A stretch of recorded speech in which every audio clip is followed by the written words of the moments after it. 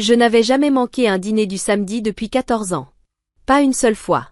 Pas même après des semaines de 80 heures au cabinet. Pas après des nuits entières à boucler les rapports de fin d'année. Pas même l'été où je m'étais foulé la cheville et où je boitais avec des béquilles. Mon père, Henri, disait toujours que j'étais la fille fiable. Celle qui se souvenait des anniversaires, qui apportait du pain frais de la boulangerie, qui se présentait toujours. Ce soir-là, j'ai conduit 30 minutes jusqu'à la maison de mes parents, une petite maison de Villanis, avec une marmite de bœuf mijoté fumant à côté de moi. Je l'avais laissé cuire toute la journée comme mon père l'aimait. Du bœuf tendre, des carottes, des pommes de terre et beaucoup de vin rouge. L'odeur du thym et des oignons remplissait la voiture, m'enveloppant de souvenirs. Cette odeur signifiait toujours la famille. La lumière du porche brillait quand je suis arrivé. Une douce lueur ambrée se répandait dans le crépuscule, comme si quelqu'un m'attendait. Je me suis garé soigneusement, en évitant la place de Marc. C'est mon petit frère. Il revendiquait toujours la place la plus proche du portail. J'ai monté les marches en briques, la marmite lourde dans mes bras. Une routine bien rodée. Droite, gauche, pause sur la deuxième marche parce qu'elle bougeait. Je n'ai pas sonné tout de suite. Je tendais la main vers la poignée quand j'ai entendu mon nom. Mélanie ne dira rien. Elle ne refuse jamais à la famille. La voix d'Henri. Calme. Je me suis figée, les mains suspendues près de la porte. À l'intérieur, les voix résonnaient sur le carrelage. Ma mère, Jeanne, avait l'air inquiète. Mais 200 000 marques? C'est de la folie. Comment as-tu? Peu importe comment, coupa Marc sèchement. Ce qui compte, c'est de couvrir ça avant qu'il regarde de plus près. Puis la voix d'Henri, posée. On va s'en charger. Mélanie vient d'être promue. Analyste financière senior à Lyon. Elle doit gagner quoi, 140 000 maintenant? La marmite n'a pas bougé dans mes mains.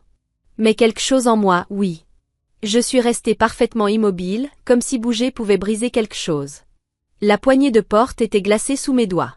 La chaleur du plat s'échappait lentement du pot en céramique. À l'intérieur, les voix continuaient, comme si je n'existais pas. Pense à ces primes, dit Marc. Probablement plus que 140. Ma mère soupira. Elle travaille tellement dur. Ça a toujours été le cas. Un silence. Puis Jeanne reprit, plus doucement, comme pour se convaincre elle-même. On lui dira que c'est pour le toit. Il fuit. Peut-être 30 000. Et plus tard, des frais médicaux. Marc coupa. On étale. Elle paiera. Elle paie toujours. Tu te souviens du prêt pour l'entreprise? 20 000, dit Henri. Sans poser de questions. Et elle n'a jamais demandé qu'on lui rende. Et sa prime d'embauche, ajouta Marc. 40 000. Donnée comme ça. Il eut un rire sec. Qui fait ça? Elle croit encore qu'on est une vraie famille. C'en est presque triste. Jeanne ne rit pas. Ne parle pas de ta sœur comme ça. Elle est naïve, maman. Elle croit qu'arriver avec un ragoût veut dire quelque chose. Je ne pouvais pas bouger. Ni même cligner des yeux. Je me voyais encore et encore, les bras chargés, le cœur ouvert, sans jamais soupçonner qu'on me vidait peu à peu. La voix d'Henri resta stable. On déteste lui mentir. Ce n'est pas mentir, répliqua Marc. C'est la famille. Son argent, c'est l'argent de la famille. Elle n'a ni mari ni enfant. Elle dépense ça pourquoi, de toute façon? Ce fameux appartement? L'appartement pour lequel j'avais tout sacrifié. Celui qui donnait sur un grand parc, avec une porte qui se verrouillait. Le seul endroit qui m'appartenait vraiment. Elle ira bien, conclut Henri, comme un juge frappant son marteau. Elle gère toujours les choses. C'est comme ça qu'elle est. La voix de Jeanne trembla. Tu es sûr qu'il n'y a pas une autre solution? La voix de Marc se fit plus basse. À moins que tu préfères me voir en prison pour fraude? Un silence. Non. C'est la seule solution. Mon avocat dit que si je rembourse vite, ça restera peut-être civil. Évasion fiscale. Fraude. Mon frère. Celui dont il se vantait auprès des voisins, des collègues, des inconnus au marché. Il ne traversait pas juste une mauvaise passe. Il enfreignait la loi. Et ils étaient prêts à me faire payer pour ça. Je reculai de la porte, en prenant soin d'éviter la brique branlante. Mes mains étaient moites. La marmite faillit glisser. Je la rattrapai à temps. Pas un bruit. Aucun signe de ma présence. Il ne devait pas savoir que j'avais entendu. Je ne sais pas comment j'ai réussi à atteindre la voiture sans m'effondrer. Mes jambes semblaient creuses, comme si je flottais au-dessus du trottoir. Le ragoût refroidissait sur mes genoux, comme une blague que je ne comprenais plus. Je ne suis pas partie tout de suite. Je suis resté là à écouter les cigales et les rares voitures traverser la nuit niçoise. Mon téléphone vibra dans le porte-gobelet. Un message de Jeanne. Où es-tu, ma chérie? Le dîner est prêt. Mon pouce resta suspendu. Puis j'ai tapé. Désolé, on m'a appelé au travail. Audit urgent. On remet ça. 3 petits points apparurent. Puis sa réponse. Ça ne peut pas attendre? Je savais ce qu'elle dirait ensuite. Le toit. Comme il l'avait prévu. Désolé maman.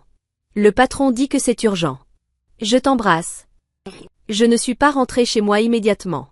J'ai roulé sans but, passant devant des stations-service, des taquerias, des quartiers où personne ne me connaissait. J'avais besoin de mouvement, pas de souvenirs. Quand je suis finalement entrée dans le garage de mon immeuble, le ragoût était froid. Je l'ai laissé sur le siège et je suis montée les mains vides. Dans l'appartement, je n'ai pas allumé la lumière. Je suis restée près de la fenêtre, à regarder les lumières de la ville trembler à travers les feuilles de palmier. Et quelque chose s'est fissuré en moi. Pas encore de la colère. Juste une clarté fatiguée. Je leur avais donné 40 000 années de mon diplôme, puis vécu de nouilles instantanées et de café. J'avais donné 20 000 à Marc quand son entreprise avait coulé. J'avais payé des anniversaires quand l'argent manquait. Je n'avais jamais demandé qu'on me rembourse. Je pensais que c'était ce que faisaient les filles. Ce que faisaient les sœurs. Ce que faisait la famille. Mais maintenant, je connaissais la vérité. Ils n'avaient jamais vu cela comme de la gentillesse. Pour eux, c'était une capitulation. Quand je me suis couchée, un plan commençait déjà à se former. Silencieux. Résolu. Tranchant. Je n'allais pas leur montrer que je savais. Pas encore. Le lendemain matin, je n'ai même pas pris de café. À la place, j'ai agi. Je me suis assise à la table de ma cuisine et j'ai ouvert tous mes comptes. Courant, épargne, investissement, même mon ancien plan retraite de mon premier emploi à Bordeaux. J'ai transféré chaque euro vers de nouvelles banques. Des banques dont ma famille ignorait l'existence. Puis j'ai appelé les services clients, alerte fraude, blocage des comptes communs, nouveaux mots de passe, double authentification, nouvelles questions de sécurité. Mon téléphone vibrait sans arrêt. Appel de Jeanne. Henri. Marc. Je les ai tous ignorés. À la place, j'ai envoyé un courriel à ma supérieure, Suzanne Richard. Objet, simple, personnel, urgent. Suzanne était une femme affûtée, la cinquantaine passée, sans enfant. Le genre de personne qui donnait l'impression d'avoir mené chaque bataille et de les avoir toutes gagnées. Quand je suis entrée dans son bureau, elle n'a pas souri. Elle m'a simplement fait signe de m'asseoir. J'ai besoin de conseils, ai-je dit. Pas juridique, pas encore. Mais personnel. Et ça pourrait affecter mon travail. Elle a hoché la tête. Continue. Je lui ai tout raconté. La conversation surprise derrière la porte. L'argent donné au fil des années. La fraude de Marc. Le plan qu'ils avaient préparé. Et mon propre plan, disparaître, au moins financièrement. Suzanne a écouté, les bras croisés, le visage se fermant un peu plus à chaque détail. Quand j'ai terminé, elle s'est penchée vers moi. Premièrement, vous gérez ça mieux que la plupart des gens. Deuxièmement, il vous faut un avocat. Pas parce que vous avez fait quelque chose de mal, mais parce qu'il pourrait retourner la situation contre vous. Troisièmement, il vous faut des preuves. Chaque euro. Chaque demande. Documentez tout.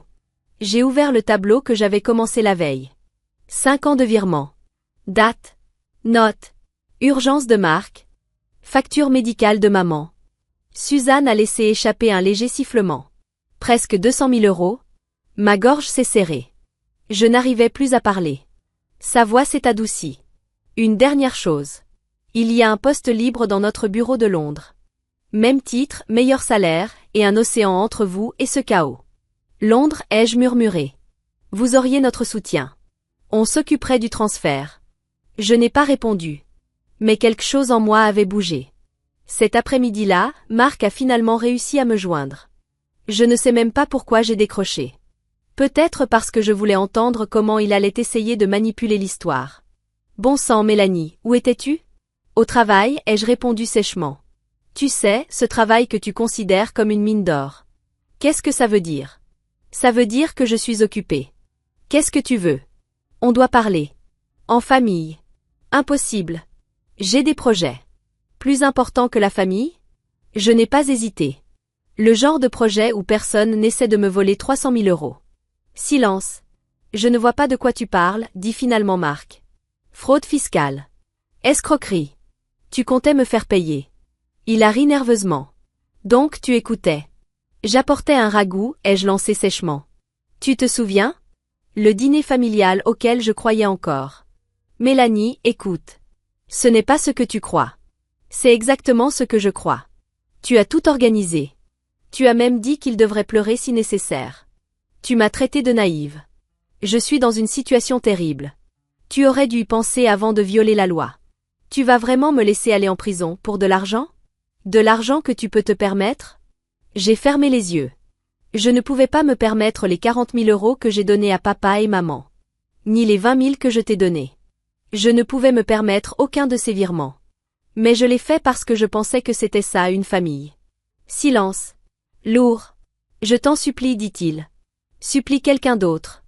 J'ai raccroché. Les messages ont commencé immédiatement. Marc. Jeanne. Henri. Je n'ai répondu à aucun. Mercredi, quelqu'un a frappé dans le hall du bureau. Jeanne se tenait là. Elle paraissait plus âgée. Les cheveux détachés, les yeux rouges. Elle a contourné la sécurité et m'a rejointe près des ascenseurs. Mélanie, s'il te plaît. Parle-moi. Je me tenais là, dans mon tailleur bleu marine et mes talons, le marbre froid sous mes pieds, pendant que ma mère pleurait. On peut parler, ai-je dit. Ici. Elle a tressailli.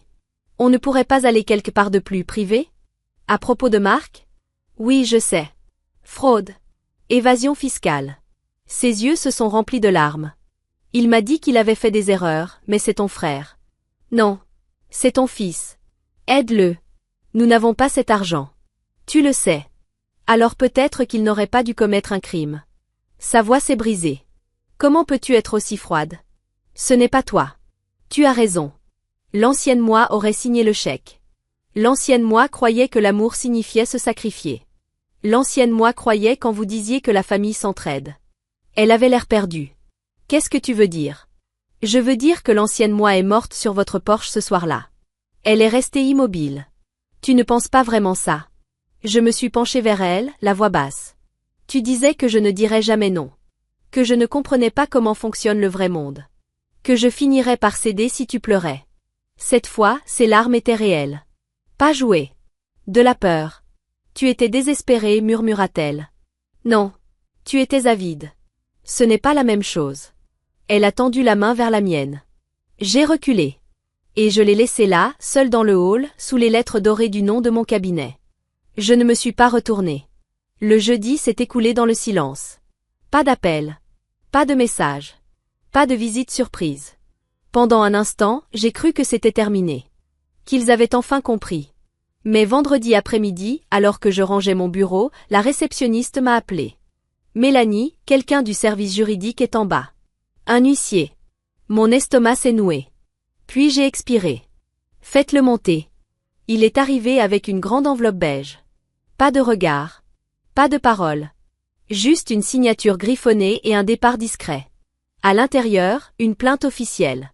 Mes parents me poursuivaient en justice. Ils affirmaient que l'argent que je leur avais donné toutes ces années était en réalité des prêts. Et que ma demande de remboursement leur causait une détresse émotionnelle et des difficultés financières après que j'avais coupé le contact. C'était absurde. Tellement absurde que j'ai éclaté de rire à mon bureau. Pas un rire franc. Un rire creux. Celui qui surgit quand l'incrédulité devient de l'épuisement. Il n'essayait pas seulement de me faire culpabiliser. Il voulait me punir. J'ai appelé Caroline Kim, l'avocate que Suzanne m'avait recommandée. Efficace. Direct. J'ai scanné les documents et les lui ai envoyés par courriel. 10 minutes plus tard, elle me rappelait. Ils n'ont aucune affaire solide, dit-elle. Aucun contrat, aucun document, rien qui prouve qu'il s'agissait de prêts. C'est du harcèlement classique. On peut contre-attaquer? Ai-je demandé. Bien sûr. Nous pourrions réclamer des dommages et intérêts, détresse morale, voire diffamation. J'ai hésité. L'idée me donnait la nausée. Non. Je ne veux pas leur argent. Je veux juste qu'ils sortent de ma vie. Un silence. Puis la voix douce de Caroline. Je comprends. J'ai refermé le dossier, l'ai glissé dans mon tiroir et j'ai tourné la clé. Ce week-end-là, j'ai commencé à faire mes cartons. Pas seulement pour Londres. Pour une vie sans des gens qui me voyaient comme un carnet de chèques en talons. Les déménageurs étaient prévus mardi. Tout le week-end, j'ai trié des boîtes d'objets que je pensais garder pour toujours. Des livres de cuisine avec l'écriture de Jeanne dans les marges. Des photos de fêtes encadrées où j'étais toujours derrière l'appareil. Je les ai emballées soigneusement. Puis j'en ai laissé la plupart derrière moi. Dimanche matin, Marc a rappelé. Le numéro était inconnu. Sans réfléchir, j'ai décroché. « Tu vas vraiment me laisser aller en prison ? » « Je ne te laisse rien faire, ai-je répondu. Tu y vas parce que tu as commis des crimes. » Sa voix s'est brisée. « Je peux tout perdre. » Moi aussi, ai-je dit. J'ai perdu ma famille, ma confiance, la croyance que tu te souciais de moi comme d'une personne, et pas seulement comme d'un portefeuille. Silence. J'avais peur, murmura-t-il. Je ne savais pas quoi faire. Tu l'as planifié. Tu en as ri. Tu leur as expliqué comment me mentir. Je ne voulais pas te faire du mal. Tu n'as même pas pensé à moi. Il a essayé encore. Mélanie, s'il te plaît. Je t'en supplie. Je t'ai déjà répondu. Supplie quelqu'un d'autre. J'ai raccroché.